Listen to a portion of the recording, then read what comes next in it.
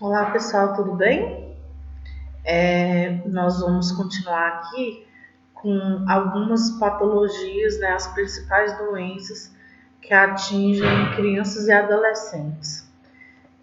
Agora a gente vai falar um pouco sobre os principais problemas hematológicos, né? O que são problemas hematológicos? Problemas ligados à parte sanguínea da criança e do adolescente. Um dos principais, talvez mais comum, é a anemia. A anemia ela é a diminuição dos glóbulos vermelhos, né, do sangue abaixo do nível considerado normal. Então, esses glóbulos vermelhos, eles são responsáveis por transportar o oxigênio no sangue. É ele que leva, após a troca gasosa, né, realizada no nosso pulmão e coração, ele quem leva o oxigênio até os nossos órgãos, né, pelo corpo inteiro. Em crianças, a principal causa de anemia é a carência de ferro, que normalmente produz os glóbulos vermelhos, né? O ferro é utilizado para produzir os glóbulos vermelhos.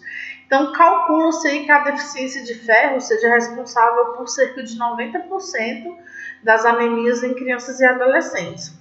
Existem vários tipos de anemia, como anemia por deficiência de ferro. Normalmente, gente, ela ocorre muito, né, em crianças prematuras, por causa da má absorção de nutrientes, sangramento crônico, infecções, ingestão insuficiente de ferro. Aquele corpo daquela criança prematura, ela ainda não está madura, né? Ela não está pronta ainda para vir ao mundo. Então, acaba que vem ali com um pouco dessas deficiências, né? Algumas já esperadas pelo tempo de vida dela. No caso de anemias por deficiência de ferro, é sempre, né, preciso orientar a família sobre a utilização do suprimento do medicamento, né? Normalmente usa-se o ferro e também informar sobre as principais fontes alimentares. Então, a gente tem que lembrar que o ferro deve ser administrado longe das primeiras refeições. O leite, gente, muitas pessoas não sabem disso. Eu até me lembro de uma mãe de uma amiga minha que todo dia depois da alimentação, do almoço, janta, ela tomava um copão de leite, achando que estava arrasando, né? Porque é leite, né? Tem muitas fontes de nutrientes e tal. Só que o ferro, o leite, na verdade, ele prejudica a absorção do ferro. Então, leites e derivados prejudicam a absorção e ingestão, né, de ferro, vitamina C. Então, desculpa, gente, de ferro. A vitamina C é que deve ser estimulada para que a pessoa ingira, né? Porque a vitamina C ela vai ajudar na absorção aí desse ferro. Então, nunca, jamais se alimentem de leite, né? Próximo aí das principais refeições, porque isso daí vai diminuir a absorção ali daqueles ferros. Então, principalmente as crianças, né? Evitar ali, próximo da mamada, dar o medicamento. Aqui tem alguns alimentos, né, que são muito ricos em ferro, alimentos que a gente encontra no nosso dia a dia, né, algumas folhosas, né, fígado. Gente, folhas verdes escuras são muito ricas em ferro. Mariscos, fígado, né, as pessoas normalmente conhecem mais o fígado, o feijão, mas a lentilha, o ovo, a aveia, tomate, algumas castanhas também são muito ricas, né? Então a gente tem que fazer o consumo desses alimentos para que ajude a repor também. E muitas pessoas têm dúvida, Ana, é verdade que utilizar a panela de ferro ajuda no aumento do ferro, né? Ao ser ingerido daquela comida, é verdade, né? Quando você cozinha na panela de ferro, o ferro que está ali, ele solta um pouco no alimento e isso ajuda sim no aumento do ferro corporal. Temos também a anemia falciforme. Gente, a anemia falciforme talvez ela seja uma das mais sofridas, né? É uma doença hereditária. Normalmente a hemoglobina, que normal seria uma célulazinha redonda, né, bonitinha, essa hemácia, ela fica uma hemoglobina S, né? Então, é por isso que fala foice, ela fica mesmo como se fosse em forma de uma foice. Então, ela adquire forma alongada, né? Provocando deformações das hemácias. E isso, o que uma hemácia normal viveria 125 dias, a vida dela normal fica sendo de 15 a 60 dias. E aquela hemácia em forma de foice, ao passar dentro das nossas veias, elas acabam machucando as veias, então a pessoa ela sente muita dor, né? Então elas são responsáveis por trombos intravasculares, né? Por crises de vascos, né? Oclusões. E essas crianças, esses adolescentes que possuem essa doença, referem dor intensa, né, localizada principalmente no abdômen, articulações, normalmente ficam inchadas, edemaciadas, dolorosas e algumas vezes vermelhadas. Então, normalmente esses pacientes são muito suscetíveis a infecções, principalmente pneumonia e osteomielite, né, que é uma infecção no tecido ósseo. E essas infecções normalmente são as principais causas de morte nas crianças com anemia falciforme. A família dessa criança portadora dessa enfermidade deve estar sempre informada quanto à necessidade de mantê-la hidratada, porque, gente, a água, né, aquela criança tomando muita água vai deixar o sangue mais diluído, mais fluido, vai dar mais fluidez e vai diminuir mais os episódios de crise, né? Sempre também deve-se buscar o diagnóstico precoce de infecção, intervindo sempre, né, com antibiótico terapia o mais precoce possível. A família também tem que saber que se deve manter essa criança ou esse adolescente, em casos de crise, em repouso, porque uma vez que as dores são muito intensas, né, o aporte de oxigênio também está prejudicado pela ausência das hemácias saudáveis na circulação sanguínea e o risco de hipóxia tecidual, né, da diminuição de oxigênio no tecido, aumenta com esse esforço. Além disso, a criança se cansa muito rapidamente. Então, gente, é uma baixa mesmo de oxigenação no organismo dessa criança, porque não tem oxigênio para se levar aos órgãos, não tem oxigênio para ajudar na respiração. Normalmente, esses pacientes de anemia falciforme são extremamente inteligentes ao que se refere à condição deles. Então, eles procuram muito na internet, eles procuram se informar. Normalmente, quando você vem com a faca, eles já estão com o queijo na mão e partidinho, porque eles têm muita informação. Gente, a leucemia, normalmente ela pertence a um grupo de doenças neoplásicas, né? Mais conhecidas como cânceres, né? Que acometem a medula óssea, que é o órgão formador de sangue e também do sistema linfático, que é responsável pela produção da nossa imunidade. Então, normalmente, ela produz leucócitos, né? Esses leucócitos que são os glóbulos brancos, que são as células de defesa, eles produzem um glóbulo branco imaturo. Essas células imaturas, né, esses glóbulos imaturos, eles são jogados na circulação sem capacidade para exercer sua função. Então, o que acontece? Esses glóbulos brancos que deveriam proteger o nosso organismo, ele não tem essa função. Então, essa neoplasia normalmente é o mais comum na infância, correspondendo a aproximadamente 30% dos casos de cânceres. As leucemias são classificadas como agudas e crônicas, né? Então, isso daí vai diferenciá-las de acordo com o nível de maturação das células neoplásicas. Então, as agudas, elas apresentam uma taxa melhor de sobrevida, né? Elas se caracterizam por um grave defeito na maturação. Isso faz ali um acúmulo de células imaturas, né, de blastos, e aí há uma falha muito grande na produção de glóbulos brancos diferenciados. Essa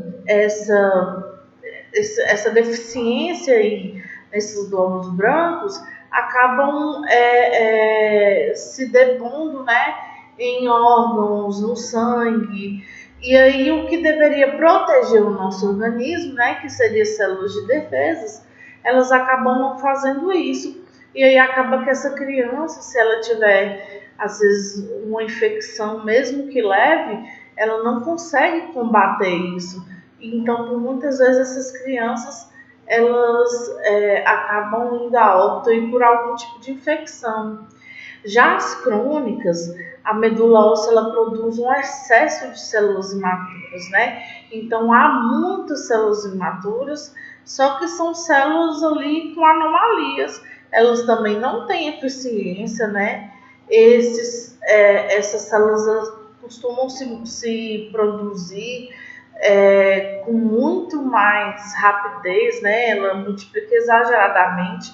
E aí, isso causa um número de linfócitos muito grande no sangue. Esses linfócitos anormais, eles se acumulam no sangue em certos órgãos, né? Como gânglios linfáticos, fígado, baço, sistema nervoso central e testículo. E isso causa aí um mau funcionamento dos órgãos. Pode também forçar essas células saudáveis imaturas a se tornar, a ir para fora da medula óssea, e isso interfere com a produção normal das células. Então, até as células boas, né, que iriam ajudar nesse processo, eles acabam também por expulsar essas células e aí acaba virando uma célula imatura também. Os sintomas que envolvem a leucemia, gente, vai depender de onde a área foi atingida. Então, normalmente há os sintomas da anemia, né, com tendência mais hemorrágica, suscetibilidade de infecções, e isso daí merece um cuidado maior, principalmente da enfermagem, né? A dor intensa óssea, né, que é resultado da invasão dos tecidos neoplásicos na medula. A dor nessa fase pode ser tão intensa que os mais fortes analgésicos não conseguem diminuir essa dor. Então, é uma situação de extremo sofrimento para essa criança e para o acompanhante, a família e também para a equipe. Então, gente, essa família precisa de um apoio, né? Um apoio psicológico muito grande, né? Esses locais aí onde recebem crianças que fazem tratamentos de cânceres devem ser um ambiente mais acolhedor, né? Porque são famílias que sofrem muito. E aquelas crianças, normalmente, que passam, às vezes, grande parte da infância nessa luta contra a leucemia, acaba sofrendo muito com essas dores terríveis, né, que acometem elas. O tratamento oncológico é tão doloroso, pode ser tão doloroso quanto a própria doença, porque lida, gente, com situações limites, né, situações muito dolorosas de se acompanhar. Então, em geral, são 3 fases, né, do tratamento de leucemia. Tem a fase de remissão, onde usa-se a quimioterapia, né, com o objetivo de cessar a produção medular, ou seja, tenta-se fazer desaparecer as células neoplásicas. Nessa fase do tratamento, a criança fica mais vulnerável, exposta a episódios de sangramento, podendo chegar a hemorragias maciças e anemias muito graves, né, inclusive com risco de choques. E infecções de todo tipo, inclusive as causadas por micro-organismos provenientes da flora do seu próprio corpo, pode levar essas crianças a óbito. Em geral, nesse momento, a criança precisa de internação. Esses quimioterápicos, eles são mais lesivos, né? e cabe à enfermagem adotar aí todos os cuidados necessários na administração dessas drogas. Lembrando, gente, que na quimioterapia são drogas utilizadas ali para tentar matar essas células que se desenvolvem muito rápido, né, com grande multiplicação. Só que acontece que algumas células do nosso corpo também se multiplicam rapidamente. Principalmente células ali do cabelo, sobrancelha, né, dos pelos do nosso corpo. Então, por isso, muitas vezes a pessoa acaba perdendo em todo o cabelo, todo o pelo do corpo, porque não só mata as células cancerígenas, como acaba também lesionando essas células aí do cabelo, né, do folículo capilar. Já na fase de tratamento profilático, né, do sistema nervoso central, ele é a quimioterapia com o objetivo de proteger o sistema nervoso central da infiltração neoplásica. E na fase de manutenção, é a quimioterapia que tem por objetivo evitar a produção de células neoplásicas. Nessa fase, já espera-se que a medula comece a produzir o tecido normal. Então, essas 3 fases, né, muitas vezes longas, às vezes nem sempre, às vezes a criança vai conseguir chegar na 3ª fase, não se tem também um tempo, né, específico para cada uma delas, mas as crianças em fase aguda têm a maior chance de sobrevida. Os cuidados de enfermagem, gente, geralmente são aqueles onde se observa aí a administração das drogas, né? Porque pode colocar muito em risco para reações alérgicas, né? Pode acontecer também infiltração extravascular, que leva à necrose do tecido atingido, lesões neurológicas, distúrbios gastrointestinais, vômitos, né, incoercíveis e vômitos que acontecem frequentemente, lesões tardias, como perda da função renal, né, por conta do depósito dessas substâncias nocivas das drogas utilizadas. Então, é muito importante lembrar que cabe à enfermagem manter um nível satisfatório de hidratação durante o tratamento. Então, essa criança ela tem que ter um aporte de hidratação maior para evitar essa lesão renal. Então, lidar com essas crianças portadoras de neoplasia é um desafio muito grande para a equipe, né? Exige do profissional muita competência técnica, muita sensibilidade, né? Porque ali você vai lidar diretamente com as perdas, com o sofrimento direto. Não tem como a gente não se afeiçoar por aquelas crianças. Infelizmente, às vezes a gente aprende, você não pode se envolver com um familiar, você não pode se envolver com o paciente. Mas é uma condição, gente, impossível. Você está ali diariamente com aquela família, diariamente com aquela criança, você cria um elo, você cria uma afeição, e aí de repente tem-se ali uma perda, né, de vida daquela criança. Então o profissional ele tem que ter um psicológico forte, né? Às vezes não só a família vai precisar desse apoio psicológico, mas também o profissional, né, tem que conseguir lidar diariamente com essas condições. E aí a gente tem, além das alterações sanguíneas, a gente vai ter as alterações dermatológicas, né? As alterações dermatológicas, elas são muito comuns na infância. Elas são normalmente muito visíveis, né, desde o início da vida da criança. A gente tem como alguma dessas lesões de pele a dermatite, né? Essa dermatite, gente, ela é popularmente conhecida como assadura. Então, consiste ali em comprometimento da pele, né? Que pode ocorrer da raiz da coxa, também nas nádegas, na porção baixa do abdômen e na região genital, exatamente na área coberta pelas fraldas. Então, gente, por ser um local úmido, de alta temperatura, né? a gordura subcutânea mais espessa, o excesso de roupas, o uso frequente de calças plásticas, né, ou fralda impermeável, e ainda junto, às vezes, com higiene adequada e inadequada, isso daí são fatores que predispõem à dermatite das fraldas. Essas dermatites, elas podem ser levadas também a uma lesão por fungos, né? Esses locais, normalmente, por serem quentes e úmidos, é onde os fungos preferem, né, para se desenvolverem.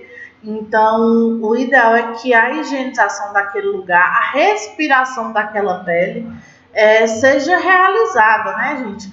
A gente fala muito, assim, da questão do excesso de vestimento, de roupas dessa criança, a falta de cuidado, às vezes, em relação às pomadas. Então, ali, cerca de 35% das lesões de pele são muito comuns em crianças pequenas, principalmente nos 2 primeiros anos de vida, que é justamente pela utilização de fraldas. Então, aí, alterações como hiperemia, né, que aumenta a temperatura, ali, com vermelhidão na pele, vesículas, bolhas, crostas, erosão da pele, fissuras, prurido e dor, acontece muito frequentemente. E daí cabe a nós orientarmos a família em relação às pomadas que devem ser passadas, o cuidado de higiene que deve ser feito, né? Suspender o uso de calça plástica ou fraldas impermeáveis nesse momento, identificar a presença de fatores predisponentes citados acima e afastá-lo, não permitir que se acumule suor na pele da criança, realizar a higiene com água e sabão neutros ali após cada evacuação ou micção, manter essa criança seca e limpa. Tem gente que demora horas após a criança fazer xixi, fica esperando a criança evacuar, né? Só que a gente tem que lembrar que o xixi ele é corrosivo, ele é muito ácido, então se a criança fez xixi ali, você tem logo que trocar aquela fralda e promover a ventilação da pele, gente, várias vezes ao dia, deixando aquela área descoberta, né? Isso daí tem que acontecer. Então, o ideal também é expor aquelas áreas lesadas sem roupas ao sol por alguns minutos ali pela manhã, das 7 às 9 horas, isso vai ajudar bastante. E aí a gente vem com a candidíase oral. A candidíase, gente, é uma infecção fúngica. Ela é caracterizada pela presença de placas esbranquiçadas na mucosa oral. Parece um resto de leite, né? Algumas mães, cuidadores tentam tirar aí com a escovinha, mas ela não vai sair normalmente. É uma das afecções mais comuns na pediatria. Prejudica sua alimentação, né? E pode prejudicar aí das fases de desenvolvimento mais importantes. Geralmente é benigna, ela desaparece aí com cerca de 2 semanas após o tratamento, mas pode evoluir para um quadro mais severo, com esofagite, enterite, até septicemia, se não cuidado. Então, os principais sintomas são perda de apetite, irritabilidade, insônia, recusa do alimento, dificuldade de deglutir vômitos, né? Então, a gente tem que proporcionar essa higiene oral com água oxigenada de 10 volumes. A gente dilui 50% ali com água destilada, limpa a mucosa com espátula envolta em gás ou algodão, tentando remover as placas, né? Só que isso não vai acontecer frequentemente. Com a solução antimicótica, né, prescrita ali pelo médico, que ela vai sumir com mais facilidade. E a gente orienta a mãe para melhorar a higiene da criança, né? Ter cuidado com os utensílios, os brinquedos que a criança costuma levar para a boca. E aí a gente entra na escabiose. A escabiose é a sarna humana. Terrível, né? Ela é uma doença parasitária causada pelo ácaro Sarcoptes scabiei. É uma doença contagiosa, né? Ela passa de criança para criança.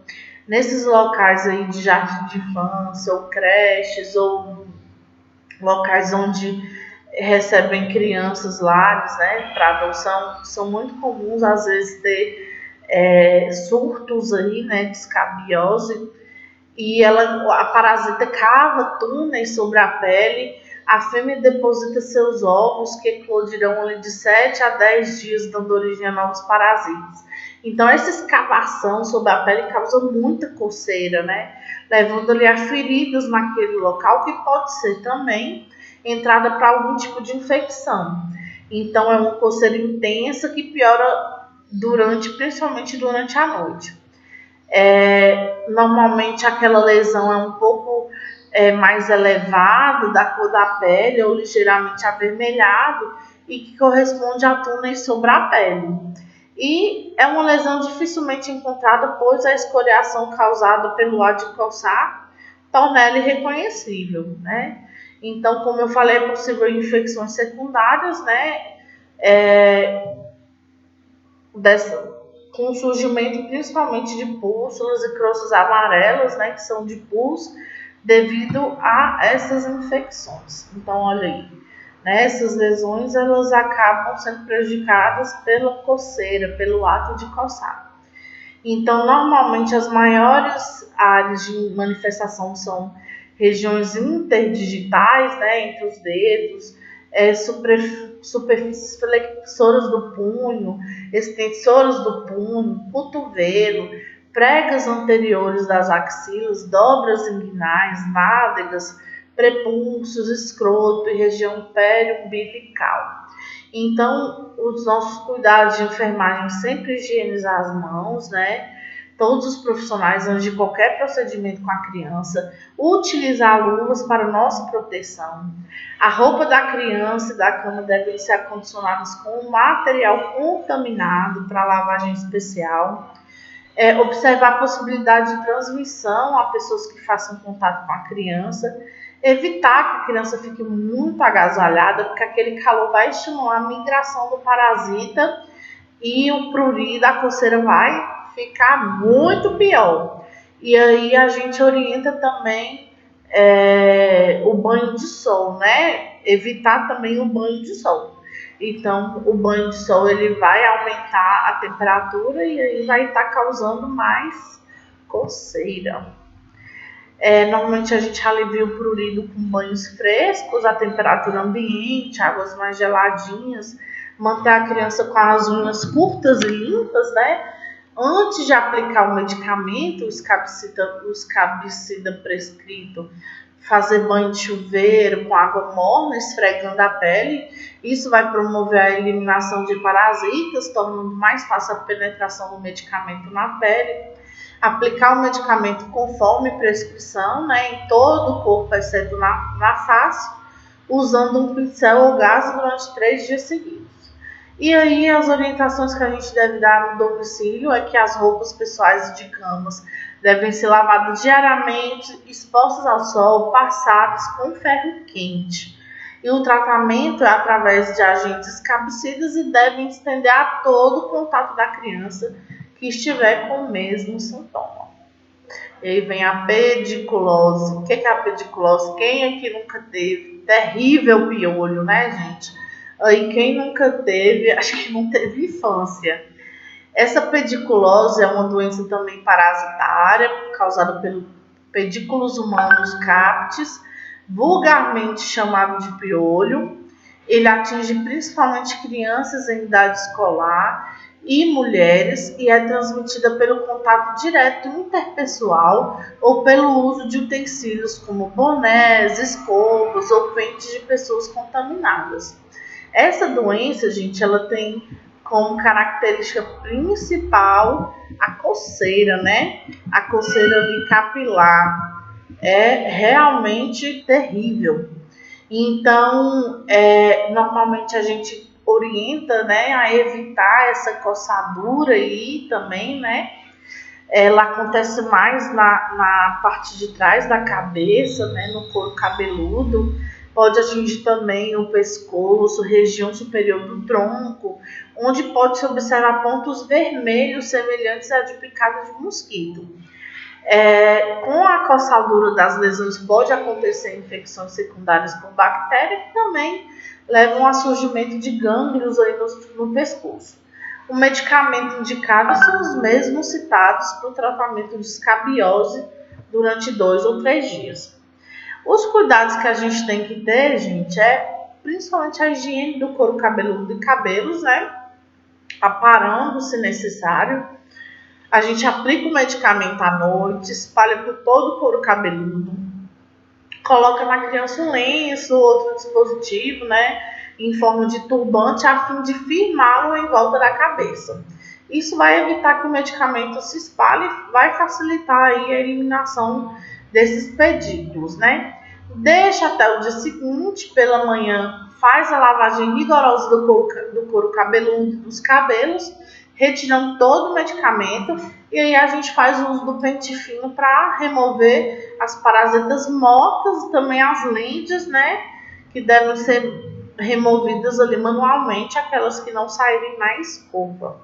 As roupas pessoais e de camas devem ser trocadas diariamente, acondicionadas como contaminadas, repetir a aplicação do medicamento durante 3 dias seguidos, orientar a mãe e a criança quanto à necessidade de hábitos de higiene, né, gente?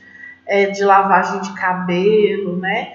E também em relação à busca dos contatos de domicílio que precisam de tratamento.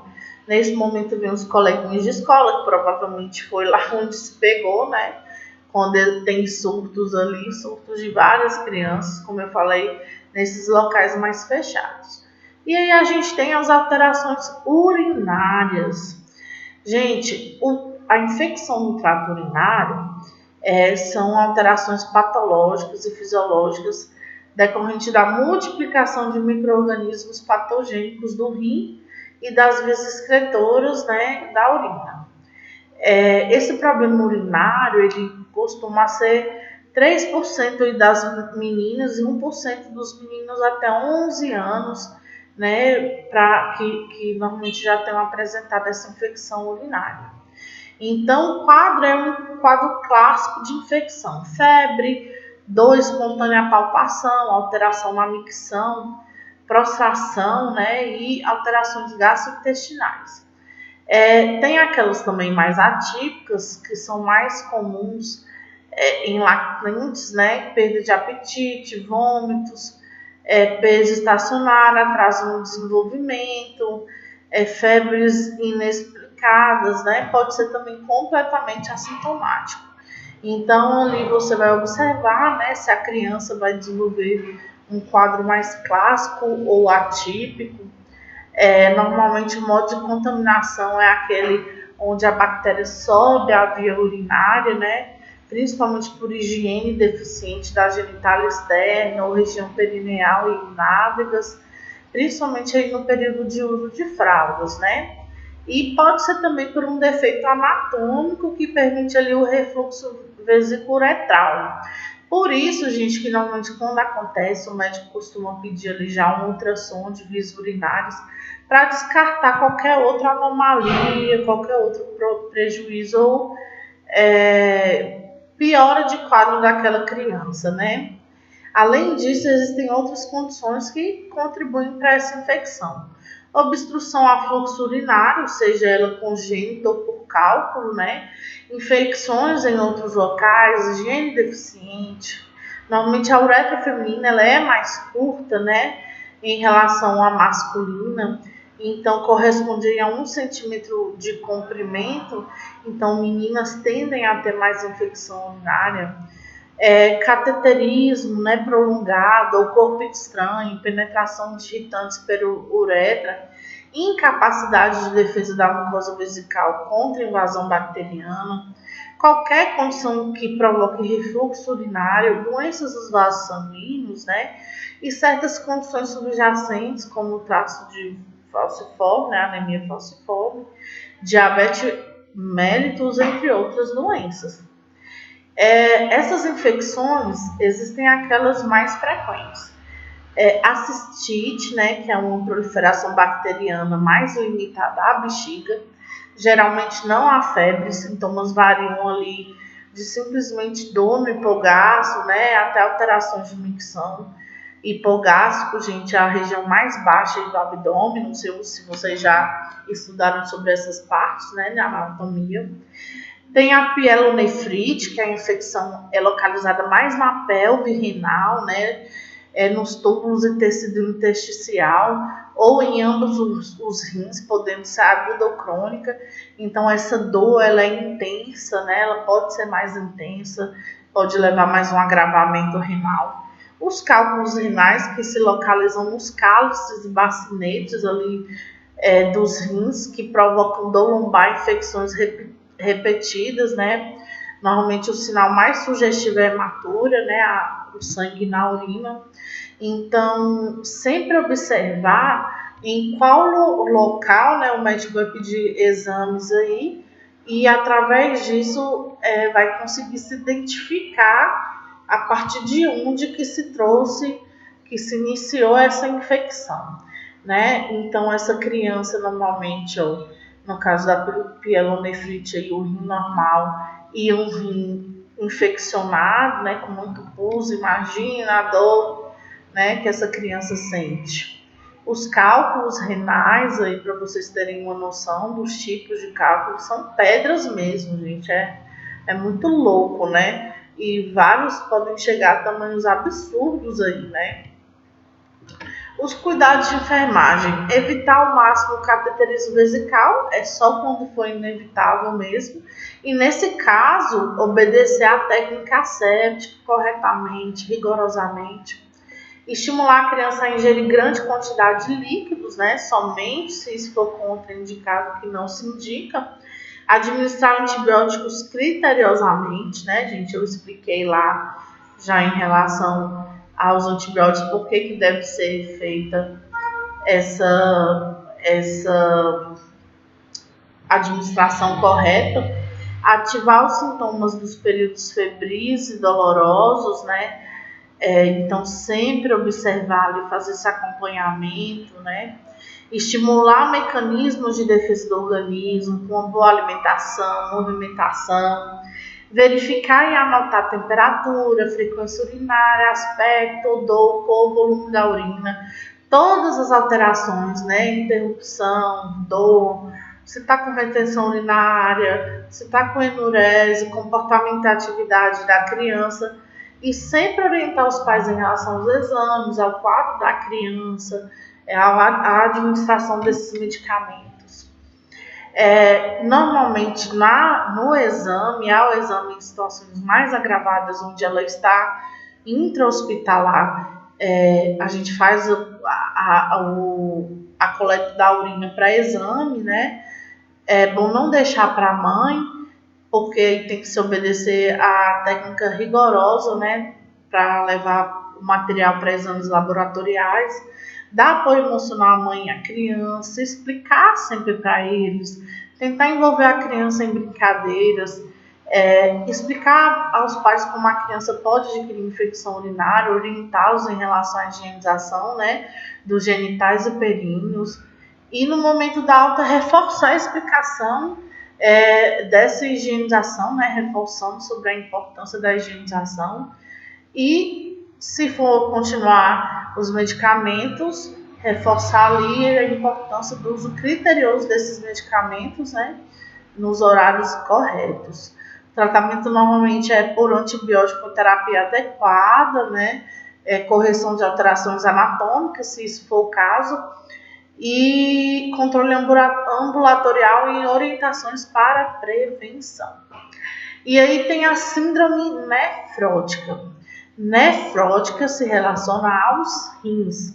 Então, normalmente, a alteração da permeabilidade renal, levando a grande perda proteica através da urina, principalmente de albumina. Os sinais e sintomas são edema de início insidioso, inicialmente ao redor dos olhos, né, depois da face, de membros, da parede abdominal e da genitália externa, podendo evoluir para ascite e anasarca com derrame pleural, né, e pode dar aí um edema no corpo inteiro, né. Normalmente a pressão arterial ela se eleva, a urina diminui e a criança fica prostrada e muito suscetível a contrair aí, infecções, né? Olha, gente, para vocês verem aqui, a criança fica muito inchada, podendo acometer todo o corpo, com muito edema ao redor dos olhos, né? A nasarca é um inchaço generalizado em todo o corpo, então é distribuído aí em todo o corpo devido ao acúmulo de fluido no espaço extracelular.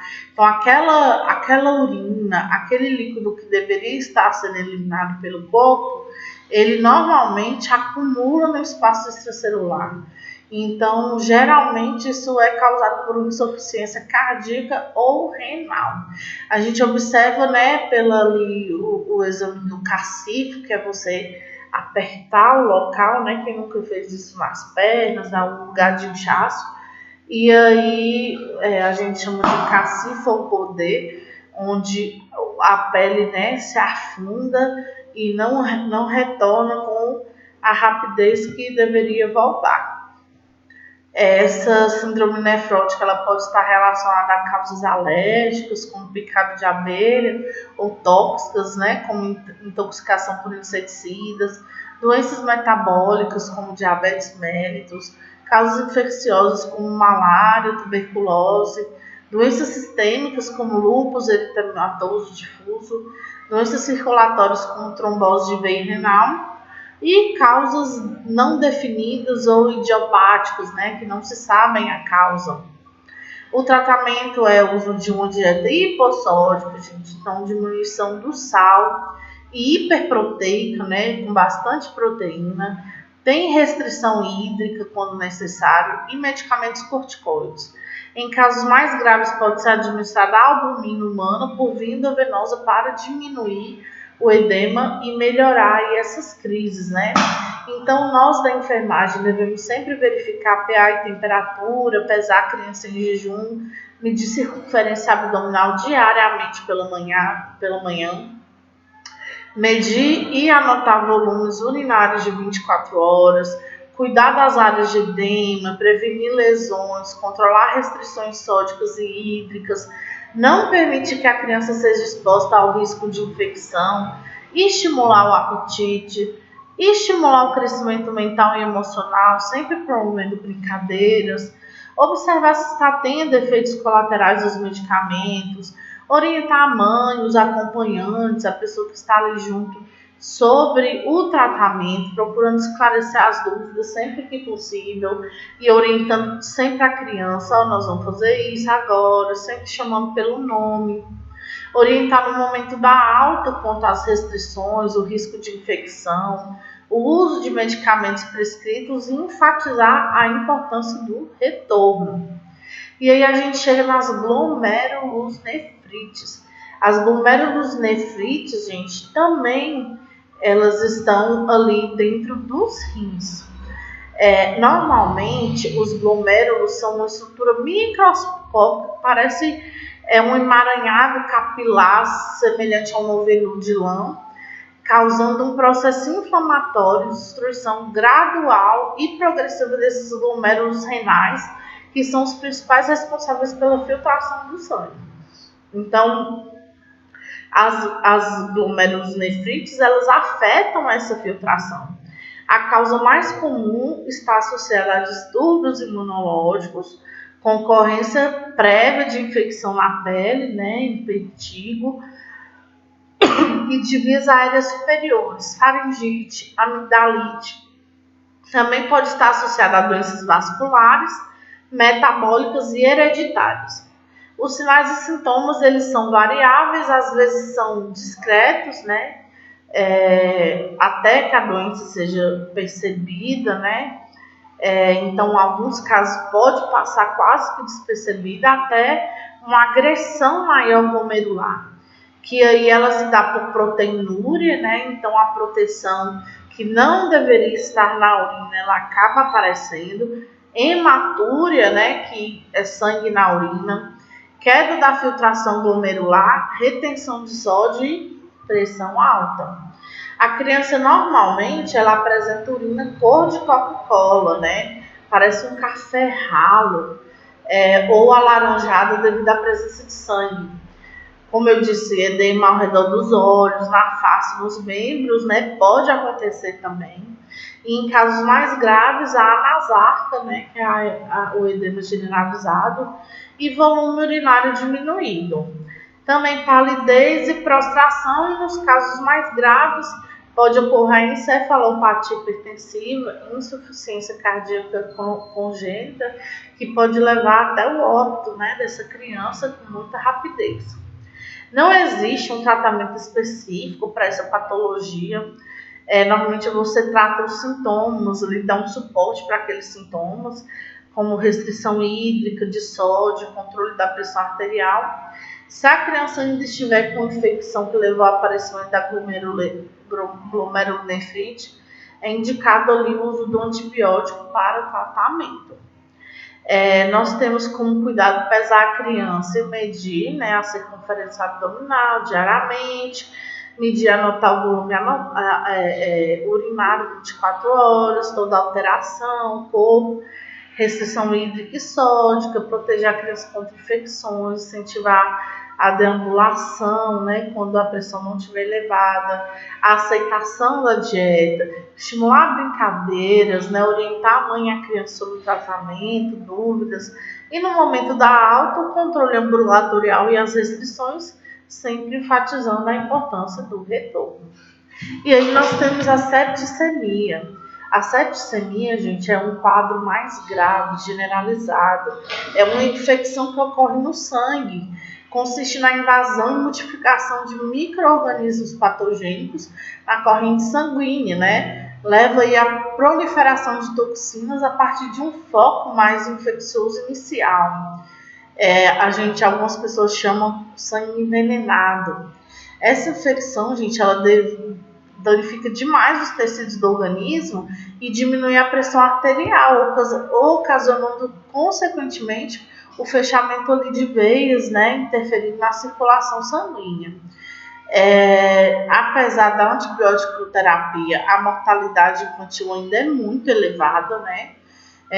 Nas unidades de terapia intensiva é muito comum que essas crianças estejam presentes, porque os pulmões, rins, coração, os órgãos-alvos são diretamente afetados.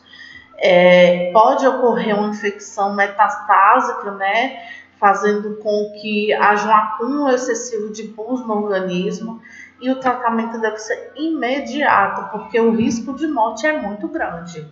Então, tem mais condições de chegar a isso, crianças ali de baixa idade, prematuridade, má formação, imunodeficiência, radiação, procedimentos invasivos, antibiótico-terapia e hospitalização prolongada. Qualquer micro-organismo pode causar septicemia. Isso vai depender da porta de entrada, da idade da criança, do ambiente e também da imunidade dessa criança.